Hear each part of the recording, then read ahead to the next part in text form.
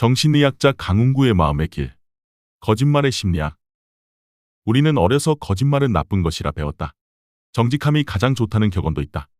그런데 거짓말은 나쁘고 정직이 좋은 것이라는 주장은 무엇에 근거한 것일까?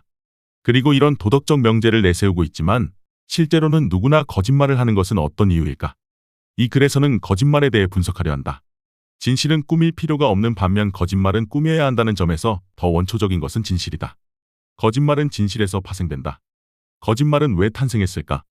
진화적 관점에서 보면 거짓말은 나의 생존을 돕는 중요한 역할을 한다. 거짓말을 함으로써 나는 위기를 모면하고 더 많은 재화를 차지할 수 있다. 여러 사람을 동시에 속이면 대박을 터뜨릴 수도 있다. 그래서 거짓말은 진화하였다. 거짓말이 나쁜 것은 부도덕하기 때문이 아니라 들켰을 경우 큰 문제가 생기기 때문이다. 실패한 거짓말은 안 한 것만 못하다.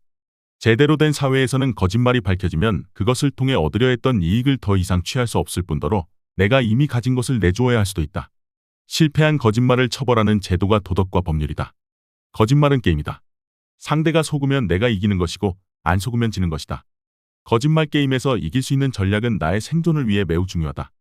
그러나 거짓말이 항상 제1의 전략인 것은 아니다. 거짓말 전략은 때로는 위험하다. 진화 심리학의 견해로는 우리 마음은 거짓말 탐지기를 장착하고 있다. 거짓말쟁이가 일방적으로 게임에서 이기지 못하게 해서 듣는 사람을 보호하는 능력이다. 거짓말이 승리할 확률이 줄어들면 상대적으로 정직의 전략적 가치가 높아지고 상대가 나를 정직 전략으로 대할 가능성이 높아진다. 그렇게 되면 내가 속아서 빼앗길 가능성이 줄어든다. 물론 나는 속아 넘어가지 않는 사람이다라는 위세를 부려서 나를 속이려는 거짓말쟁이가 거기에 속도록 만드는 것도 중요하다. 속고 속이는 것은 상호적이다. 이 거짓말 탐지기의 문제는 가끔 오동작하는 것이다. 오동작하는 화재경보기와 같다. 그렇게 되면 피해망상이 생긴다. 주위에서 나를 해치기 위해 무언가 꾸며지고 있으며 주위 사람들이 다 거짓말쟁이여서 나를 속일 것이라 믿게 된다. 매우 불쾌한 체험이며 병의 증상일 수도 있다.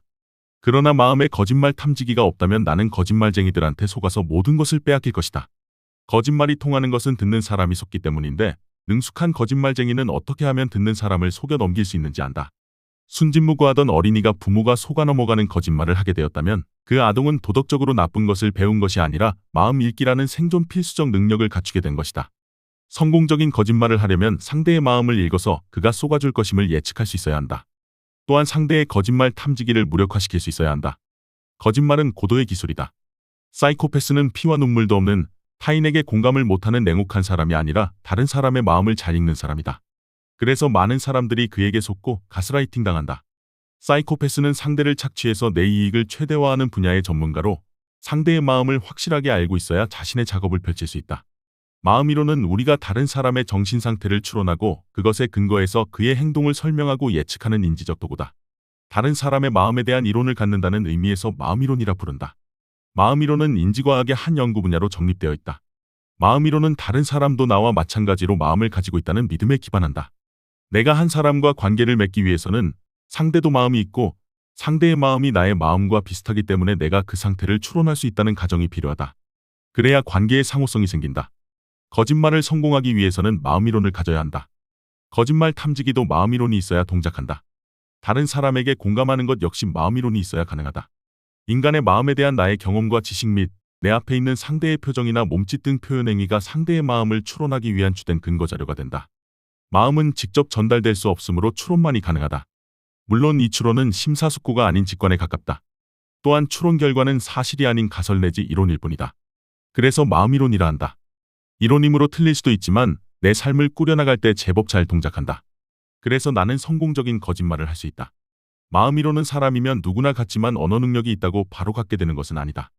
어느 정도 발달 단계에 이르러야 마음이론을 장착하게 된다. 아동이 마음이론을 갖추었는지를 알아보는 간단한 실험이 있다. 피험자 아동은 방 안에 셀리와 애니라는 두 인형이 있는 것을 본다. 빨강 파랑의 두 상자도 있다. 셀리는 구슬을 빨강 상자에 넣고 방을 나간다. 애는 그 사이 구슬을 파랑 상자로 옮겨 놓는다. 아동은 셀리가 방으로 돌아와서 어느 상자에서 구슬을 찾으려 할 것인지를 질문받는다. 아동은 구슬이 파랑 상자에 있음을 알고 있다. 하지만 질문받는 것은 셀리는 어떻게 생각할까에 대한 것이다. 다른 사람의 관점을 취해서 세상을 볼 수 있는 능력에 대한 검증이다. 물론 실제 구슬을 옮기는 것은 인형을 조작하는 사람이지만 아이들은 소꿉장난할 때처럼 인형이 하는 것으로 이해한다. 빨강 상자라 대답하면 아동은 이 능력이 있음을 의미한다. 만 4살의 아동은 이 과제를 성공적으로 수행한다. 과거에는 마음이론을 인간만이 갖는다고 믿어왔지만 요사이는 인간 이외의 영장류는 물론 설치류까지도 그렇다는 주장들이 있다. 개를 키우는 사람이라면 개가 주인의 마음을 알고 있다는 느낌을 받고 놀란 적이 있을 것이다.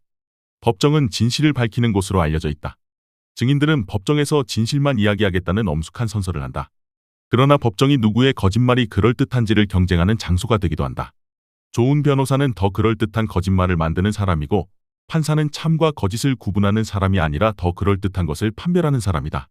법이 판단한다는 진실은 재판 중 조립되는 것이지 이미 완성된 형태로 존재하는 것이 아니다. 앞에서 진실이 조립된다고 한 것은 비유였지만 정치적 의미를 띤 형사사건의 경우에는 진실이 조립된다는 것이 비유가 아닌 사실 기술인 경우도 있어 보인다. 사건의 부분적 조각들을 선택적으로 꿰어 맞춰서 진실이라 내놓으면서 여기 근거에서 기소하거나 기소하지 않는 것을 보면 그렇다. 선택적으로 조립된 것이지만 거짓말이라는 레이블은 붙지 않는다. 그러나 조립이 허접한 경우가 많아서 상식이 있는 사람이라면 이것이 진실이 아님을 안다. 하지만 허접함에도 불구하고 법정에서 승리하기도 한다. 우리 정치판에서 난무하는 거짓말을 보면 거짓말이어서가 아니라 거짓말의 수준이 4살 아이만큼도 되지 못해서 필자가 부끄러울 정도다. 대통령 측근 인사들은 셀리 앤 실험을 통과하지 못할 것이다. 해주라고 했다는 대통령의 육성이 그냥 해본 덕담이라 주장하면 국민들이 믿어줄 것으로 생각하는 것을 보면 그렇다. 이들은 평범한 국민들이 자기들과 다른 관점에서 사물을 판단할 것임을 모른다. 3살 아이가 셀리의 관점에서 사물을 볼 수 없는 것과 같다. 그런 허접한 거짓말을 국민들이 믿어주리라고 이들이 믿는다는 사실은 이해하기 어렵다. 그렇지만 상식을 가진 사람으로서 필자는 마음이론을 적용해서 이들의 마음을 추론해보았다. 그 결과로 이들의 정신상태에 대한 2가지 가설을 제시하려 한다.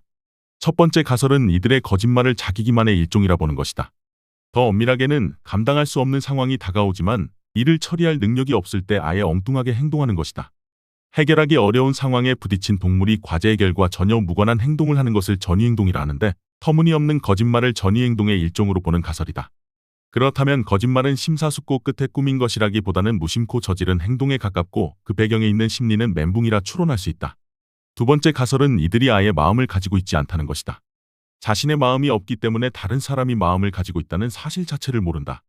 마음이 무엇인지 전혀 모르므로 말은 듣는 이의 마음에 호소하는 것이 아니라 문법적으로 옳으면 되는 것이라 생각한다. 전에 이들이 문법에도 맞지 않는 난리면을 생각해내고 쾌재를 불렀던 것에 비하면 장족의 발전이다.